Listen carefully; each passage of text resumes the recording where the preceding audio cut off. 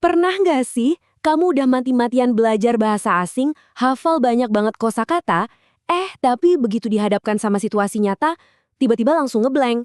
Nah, kali ini kita akan ngebahas cara baru yang keren banget buat ngatasin rasa takut ngomong itu. Oke, yuk kita mulai. Kita semua pasti pernah deh ngalamin ini. Skenarionya umum banget, kayak yang digambarin di sini. Kamu lagi di pasar, mau beli sesuatu, tapi semua kalimat yang udah kamu apalin itu kayak hilang gitu aja. Kamu tahu mau ngomong apa, tapi rasanya tuh lidah jadi keluh. Ini masalah klasik banget buat siapapun yang lagi belajar bahasa. Terus, biasanya gimana sih cara kita nyiapin diri buat situasi kayak gitu?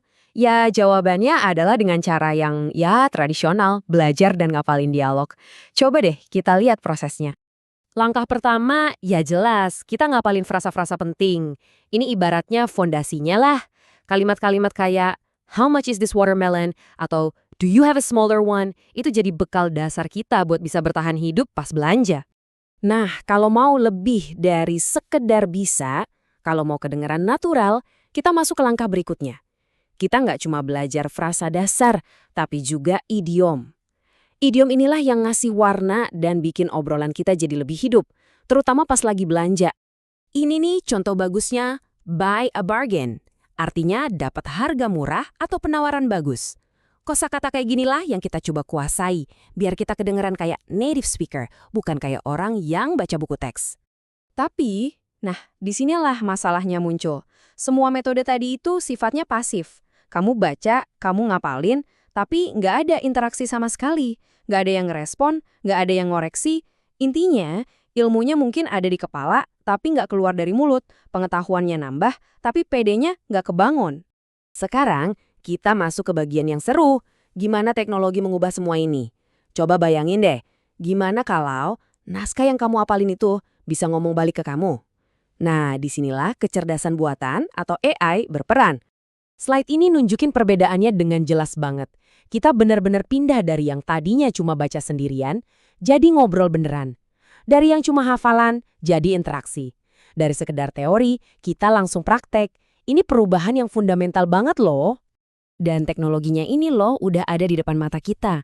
Platform kayak HeyGen, Flux AI, atau Eleven Labs yang mungkin kita kenal buat bikin konten, sekarang bisa jadi teman latihan bahasa pribadi kita. Mereka bisa mengubah teks apapun jadi lawan bicara virtual. Jadi, gimana caranya? Ribet nggak sih? Ternyata gampang banget. Sekarang kita bakal bedah betapa mudahnya buat siapa aja bikin partner latihan AI-nya sendiri. Prosesnya beneran sesimpel ini, cuma 4 langkah. Kamu pilih aja karakter atau avatarnya, masukin teks dialog yang mau kamu latih, klik satu tombol buat bikin videonya, dan jadi deh, kamu langsung punya partner buat latihan kapanpun kamu mau.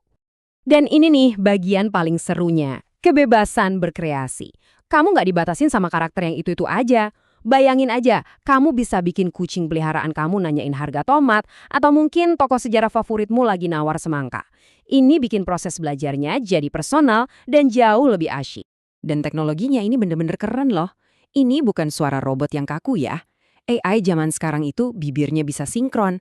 Realistis banget, bisa ngomong pakai macam-macam bahasa dan aksen. Bahkan kita bisa atur nada emosinya, mau ramah, serius, atau semangat. Tentu aja, setiap teknologi baru pasti ada sisi lainnya.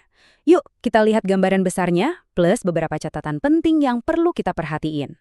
Grafik ini ngejelasin kenapa cara ini efektif banget. Manfaat terbesarnya, coba lihat, itu soal psikologis, membangun rasa percaya diri. Kenapa? Karena AI itu nggak ngejudge, dia nggak bakal ngetawain kalau kita salah ngomong. Kamu bisa ngulang satu kata 10 kali sampai benar tanpa perlu ngerasa malu. Tapi muncul satu pertanyaan penting. AI ini pinternya dari mana sih? Nah, ini ngebawa kita ke diskusi soal etika dan hukum seputar data yang dipakai buat ngelatih AI. Nah, ini penting buat kita tahu ya, secara hukum ini tuh masih di area abu-abu. Jadi, AI itu kan dilatih pakai data seabrek dari internet, yang seringkali data itu punya hak cipta. Ini jadi nimbulin pertanyaan besar, siapa dong yang punya hasil karya AI? Apa ini ngelanggar hak cipta seniman aslinya? Dan gimana dampaknya ke nilai karya para seniman? Ini perdebatan yang rumit banget dan aturannya masih terus berkembang. Oke, setelah ngebahas sisi hukumnya, sekarang kita balik lagi fokusnya ke kamu, si pembelajar bahasa. Dan gimana kita bisa manfaatin alat ini buat masa depan. Jangan mikir cuma buat nawar sayur di pasar ya. Kemungkinannya itu luas banget. Kamu bisa pakai ini buat nyiapin diri pas wawancara kerja pakai bahasa Inggris. Atau mungkin kamu harus ngasih presentasi penting. Bisa banget latihan berkali-kali sama audiens virtual. Kemungkinannya bener-bener cuma dibatasin sama imajinasi kamu. Jadi, kita tutup bahasan kita kali ini dengan sebuah pertanyaan buat kamu. Dengan alat sekeren dan semudah ini, kira-kira percakapan apa yang paling pengen kamu latih? Apa yang bakal kamu ajarin ke AI buat diucapin? Masa depan latihan bahasa ada di tanganmu.